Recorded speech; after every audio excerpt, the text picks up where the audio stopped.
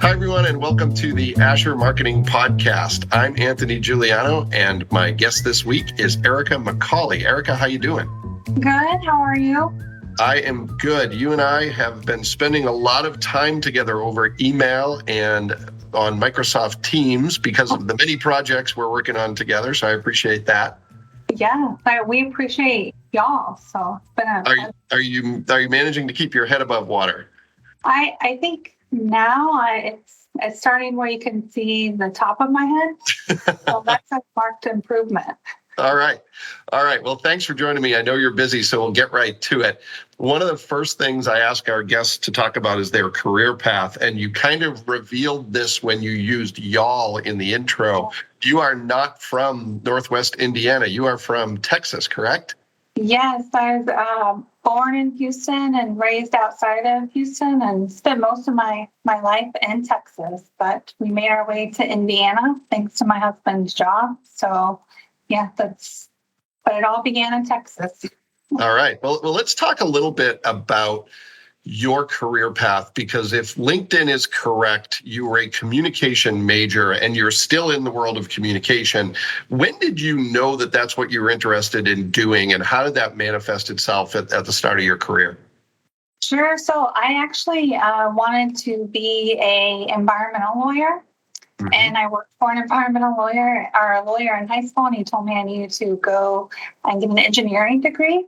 But then I tried to do engineering at the University of Texas at Austin, and I thought, I'm not going to make it. Yeah. So I decided to switch to communication studies and loved it. I tried to get into the PR program at UT, but the program chair laughed at me when I told him I wanted to go to law school. Oh, wow. So he didn't see how, PR and law degrees were related. But anyways, I stuck with communication studies, and I think that has helped me adapt to different situations that I've been in throughout my career. Sure. So was the environmental law, was that at all Aaron Brockovich inspired, or is that completely unrelated? I know some folks who have gone down that path, and that was kind of the genesis for them. It actually started, I think, in a high school biology class. We had to choose between dissecting plants or insects, and I chose flowers. Okay.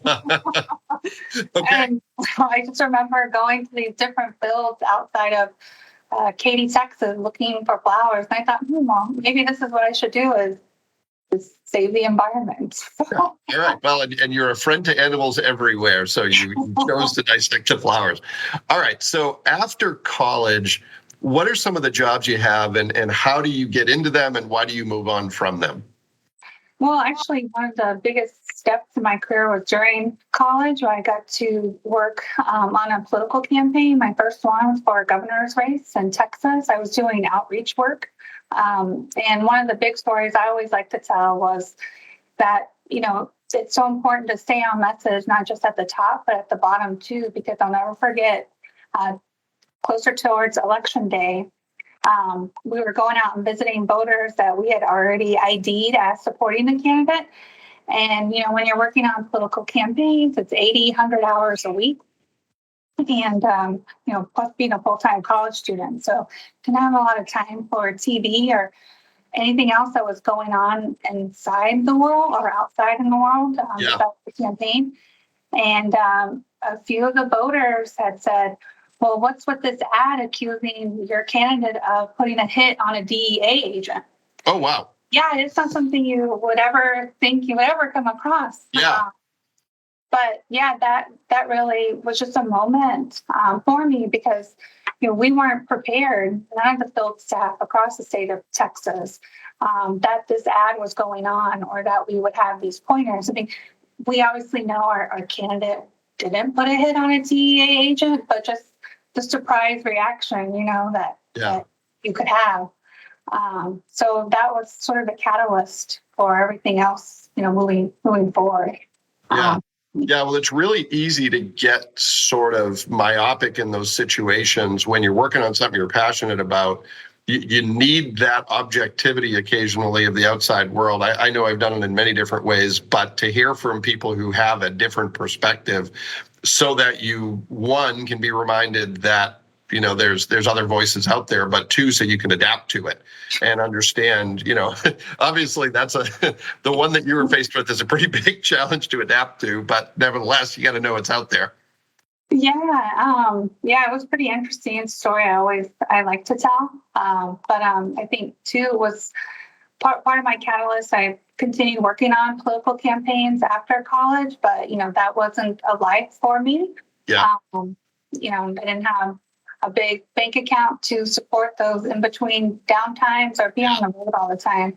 But I did go to graduate school, not to law school. So I decided I wanted to go into communications, and I got my master's in communications with a concentration in PR. But there I really wanted to look at how political campaigns are essentially PR campaigns. Mm-hmm. And then from there, I went to work for a national estuary program that we reported to the state's environmental agency in Texas, and just got to work on some really cool issues that just shaped the foundation. It was another turning point for shaping my career, where we really learned to build consensus. So those estuary programs are set up around the country where you have to work with stakeholders at federal, state, local level. You have to work with industry, businesses, nonprofits, people who are not like-minded, bringing them together to the table in order to just manage whatever it is that the estuary is trying to manage. I got to touch on crisis communications, risk communications. Anytime when you're dealing with environmental stuff, there's always a crisis or some risk you need to prepare for. Sometimes I think crises can be avoided.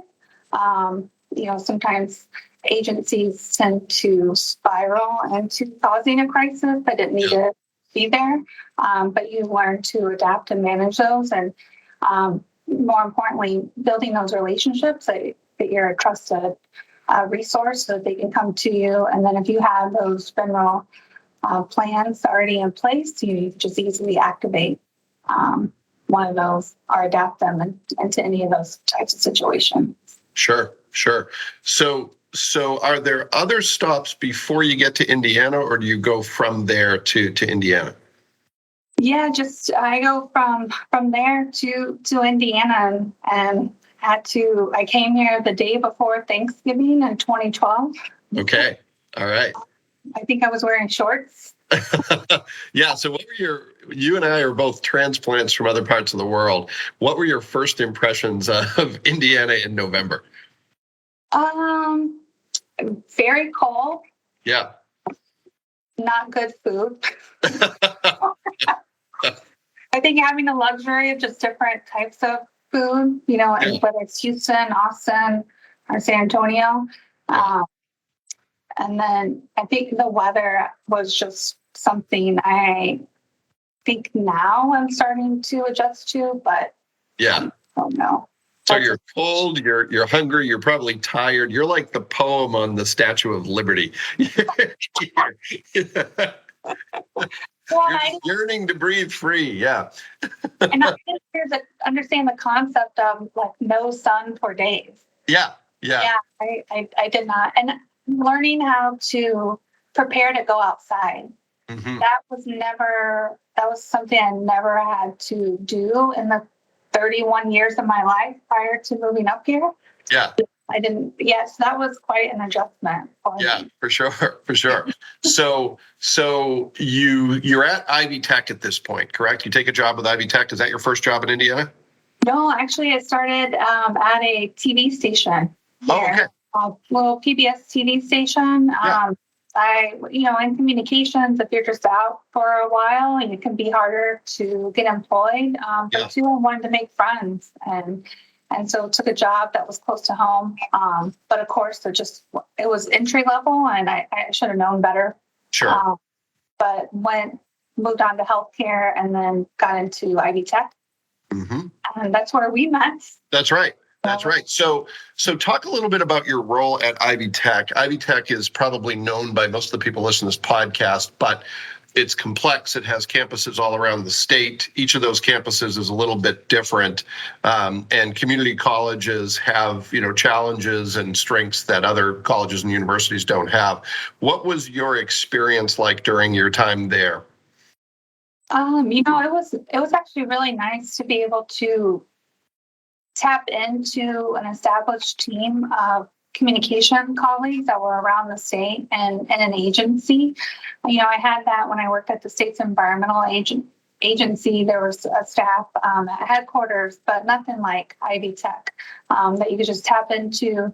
And that's when I realized it was so important to be able to build relationship with other peers in your field.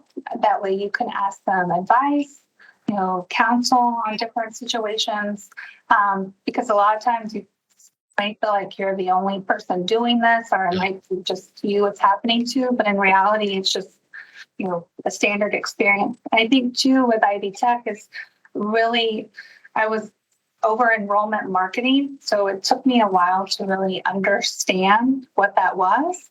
But it was an opportunity to diversify from PR into marketing, and definitely use, the knowledge and expertise of those around me to help with that.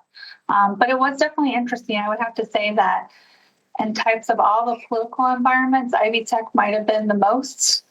Yeah. Just in terms of the number of people you had to get buy-in for. I think at that time it was 7 campuses. So there were 7 campus presidents. Wow. 2 foundations, 2 sets of vice chancellors, 2 sets of deans. Yeah. You got to get people's input because you want the input throughout, so people have buy-in. And then you had central office and Indy. Yeah.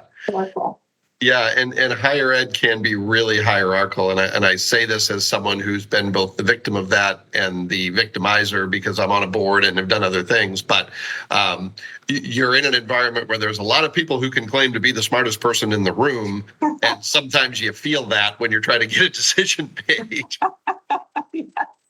Then not every decision has to be a committee, right? Yeah. So for sure, sometimes there are committees for the committees. So you're there for about 4 years, is that correct? At Ivy Tech, I was there actually less than 2. Less than 2. I don't know where I got 4 from. Okay, maybe it just felt like it was 4. Probably had a few gray hairs from that. Yeah.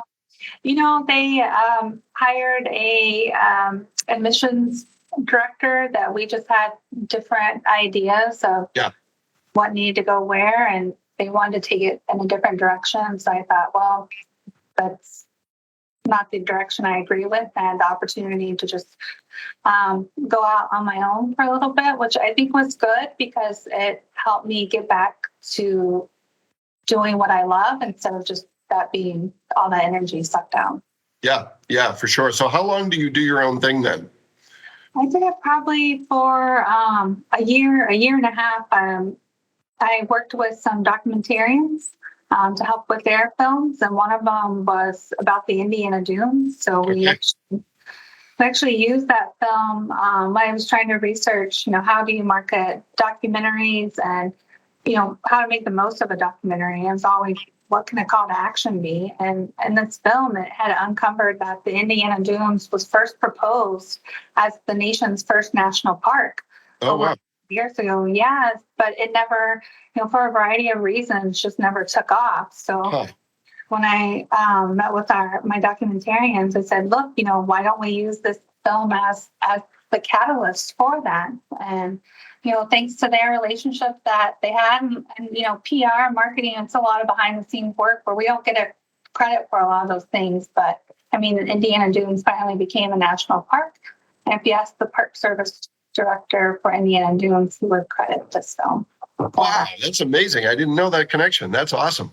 Yeah. So, and too, when you're working with government agencies, it's sort of like you can't market this, but we are marketing it. And then, there's a nice dance too that you do with your congressional representatives. But, in the end, we got it done 100 years later. So. Oh, wow. Well, hopefully your next accomplishment won't take quite that long, but that's a big one. That's great. Yeah.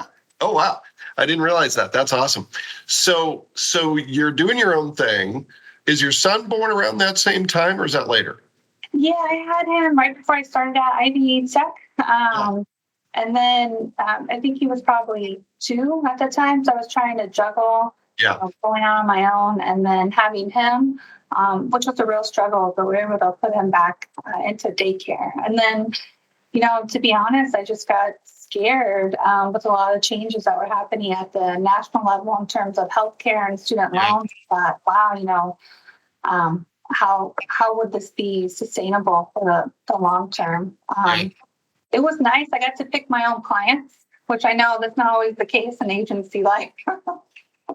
Well, I've been here long enough that I get to pick the good ones. That's why I work together. So I pass all the other ones off to other people. Now, that's not necessarily true, but yeah, you can more easily say no when it's just you, and there's obviously some challenges that come with that. But so do you go immediately from your own work to the job you're in now? Yes, I saw this position available, and I really looked for that quality of life balance, but that's what was important to me. Having something where it's not, at Ivy Tech, you could get calls at any time where you need to shut down campuses or something happened, or something was just not so stressful, and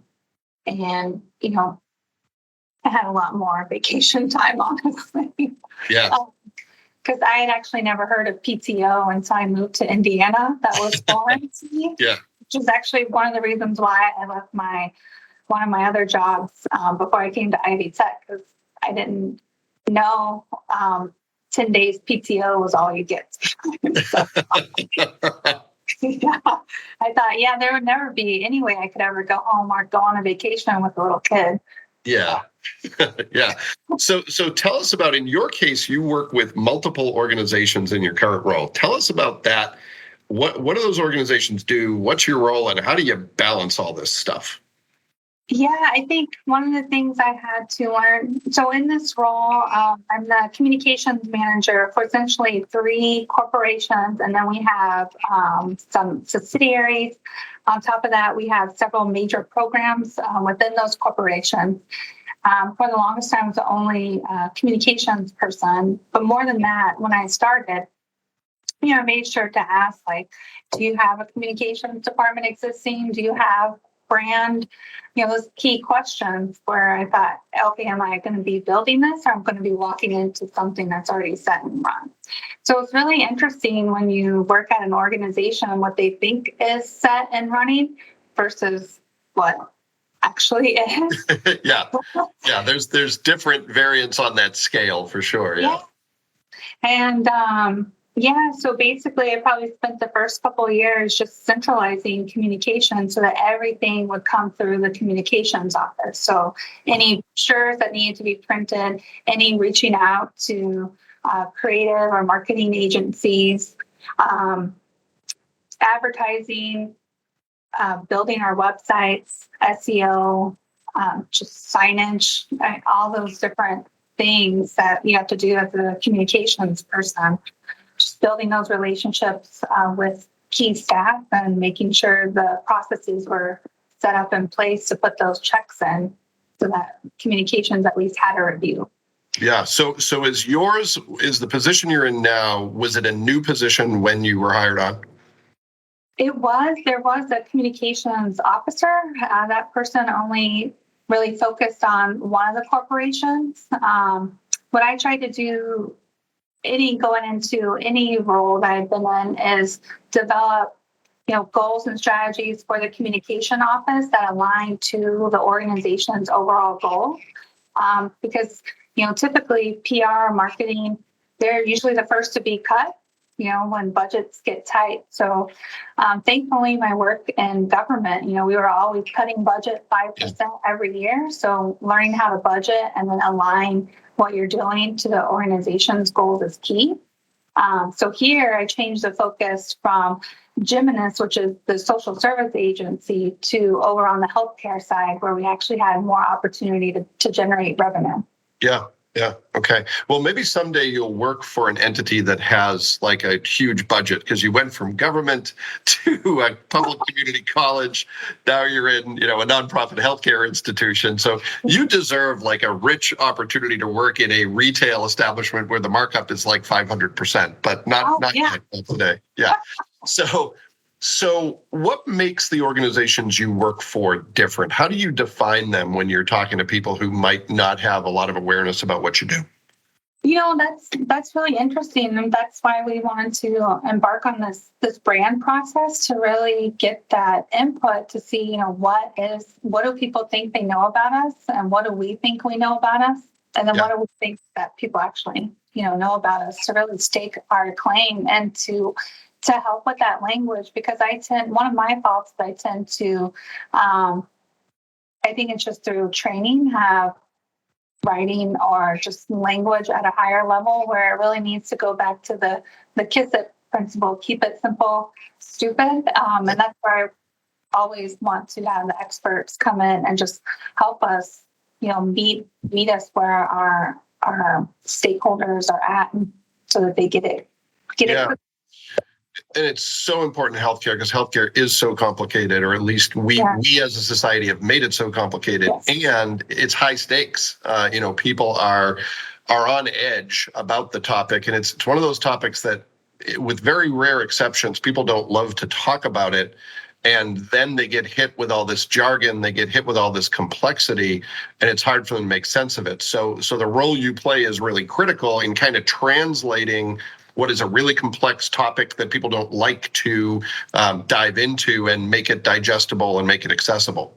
Yeah, exactly. And, healthcare is changing with the Affordable Care Act that put in place to make healthcare transform from a reactive environment, to more proactive. And people expect that now with, a lot of these on-demand features that we can have thanks to Amazon and other retail environments there. The American Hospital Association is doing that research where it's finding that, people want their health care when they want it and how they want it. So, it's taking, I like to joke here that we're on an aircraft carrier stuck in the Panama Canal. Not that we can't even turn it around, right? But we can't decide if we're going forward or backward. But we need to make some movement because the world is moving faster than we are. We need to adjust for that. Yeah, and we saw that with, telemedicine, the fact that, that was controversial until there was no substitute, and all of a sudden it's widely accepted because people realize, hey, this has real potential. It can't be the only way in which people interact with providers, but it certainly can be a way, and it can make it more likely people are going to, seek some kind of intervention before things get really bad. Yeah, definitely. I mean, I think the pandemic really changed the way, we are going to be doing medicine for a long time, at least, how we do just general doctor's visits.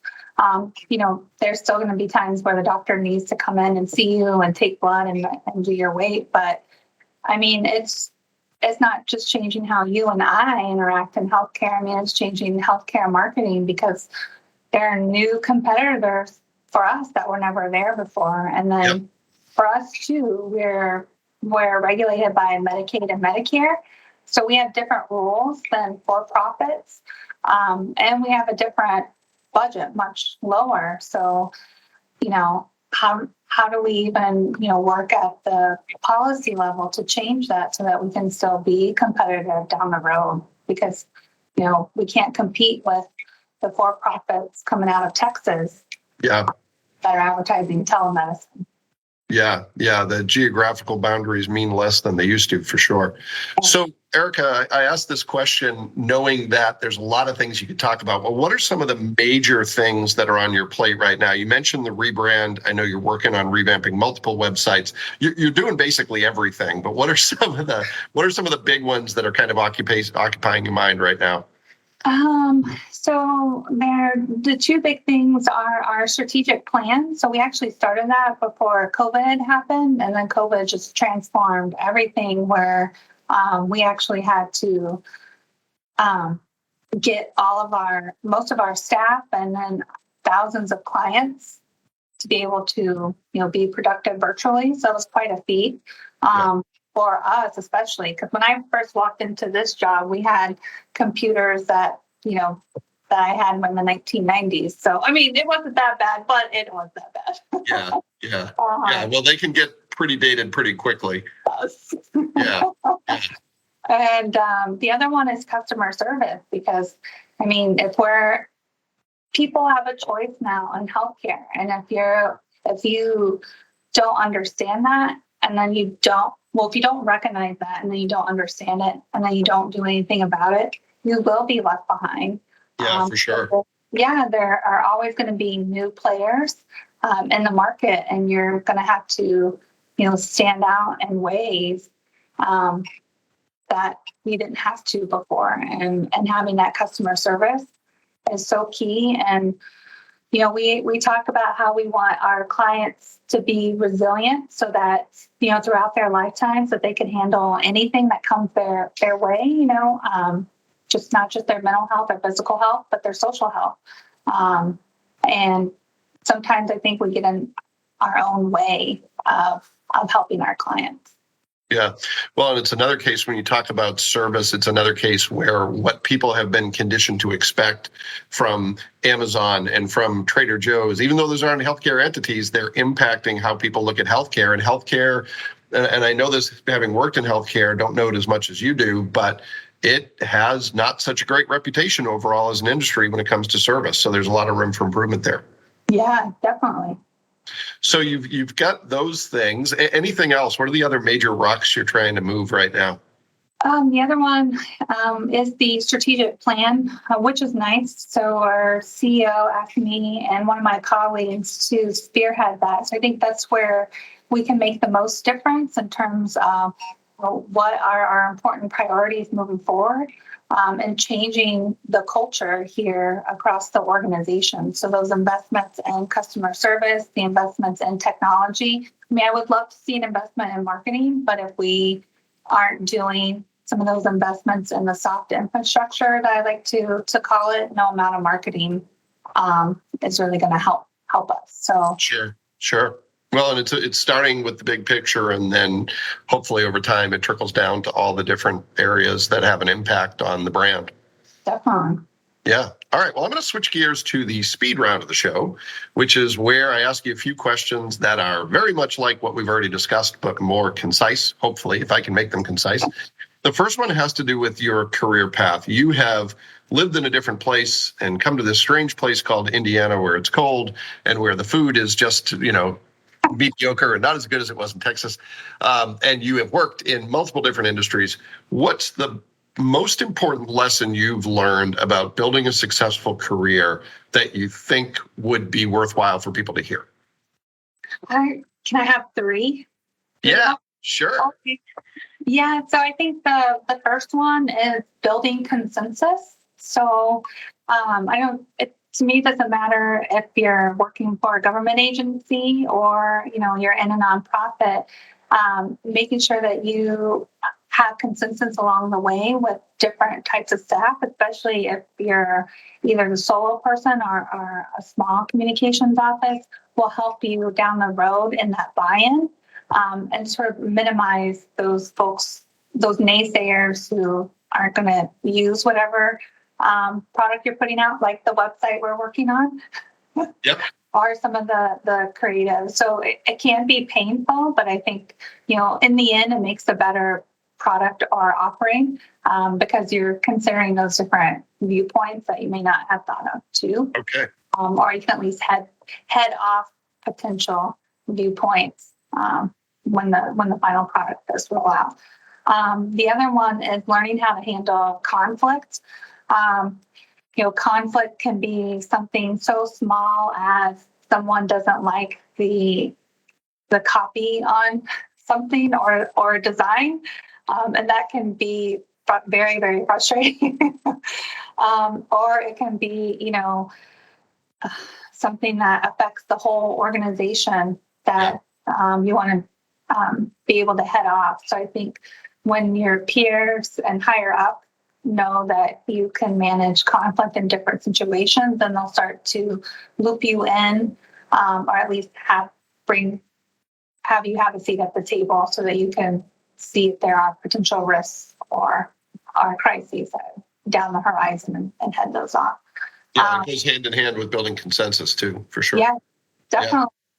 Yeah. And the other one is building trusted relationships with peers and marketing, PR, or communications in general. I can't say how much of it's helped me so much at Ivy Tech just to, learn what other marketing directors or staff were going through and how they navigated, their politics of their campus or their environment, and how I could apply it, in my situation. And that was just so helpful to be able to have that. Yeah, well, and I think all three of those are related. You're not going to have consensus unless you have trust. And one of the ways you build trust is by managing conflict in a healthy way. So I think that's a great set of three things that all kind of work together. And they're all hard won, but worth working for, it sounds like. Yeah, definitely. And with my staff, I encourage them to do those things and build those relationships too, because they're an extension of this office. So. Yeah, sure. All right. Second question. You have a complex job. You work for a variety of different organizations. If somebody stopped you at the grocery store or on the street and they said, tell me what you do, tell me about the organization you work for in 30 to 60 seconds, what would you say? How would you sum it up? I know that's an unfair question because you do so much, but how would you sum it up? So my son asked me, what do you do? And I'm like, I check email all day. Yeah, somebody asked me not too long ago, they're like, you were an English major, what's the skill that helped you the most? And I was like, word problems. When you remember, it's like the driver gets in the truck, he's going to Little Rock, Arkansas. I said, that's what emails are. They're just word problems. And learning how to solve those has helped me in my career. But I digress. So what answer did you give your son? That's maybe a great entry point to that question. Yeah, so I tell him I do communications, where if you see something on TV, like an advertisement, mommy helps with that. Or on the news, mommy helps pitch reporters those stories. So that's one aspect, of what I do. But I do tell them I work for a public health network, where we help people find housing or counseling, or, help them with their physical health needs. So. Yeah, so it's really the entire continuum of health and wellness across. Yeah. Okay.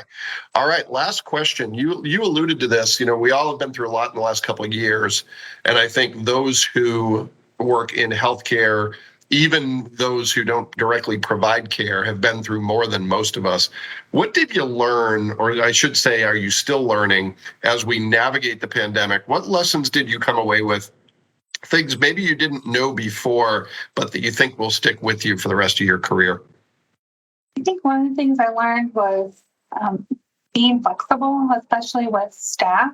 I mean, communication, we could do our job anywhere, but the pandemic really forced that, situation. And then, the hours aren't always a hard, 9 to 5 kind of thing. But really, I think it might be an old marketing adage where you just have to meet people where they're at. But now even more, it's not just where they're at, but how they want it and when they want it. Yeah. And the challenge for healthcare is just getting them to buy into that. But it's also an opportunity. Yeah. Yeah, well, and certainly it's been forced upon us, but I think there's some benefit, especially if, in your case, if you have a young child, you can be a little more flexible and make it all work together. It's still not easy, but maybe a few more options in how you respond to the demands of the job. Definitely. Yeah. Well, Ericka, this has been a pleasure, as it is working with you. We really appreciate it. Don't tell our other clients this, but you're one of our favorite clients. So Thanks for being so great to work with. Thanks for the opportunity to do good work alongside you. And now we're going to go do some of it, because I have a call with one of your colleagues in about 20 minutes, and you have all kinds of things to do. So we'll close here. And again, I appreciate it. And thanks to everyone who took the opportunity to listen to this episode of the Asher Marketing Podcast. We'll be back next week with another great guest, and we hope you'll join us then.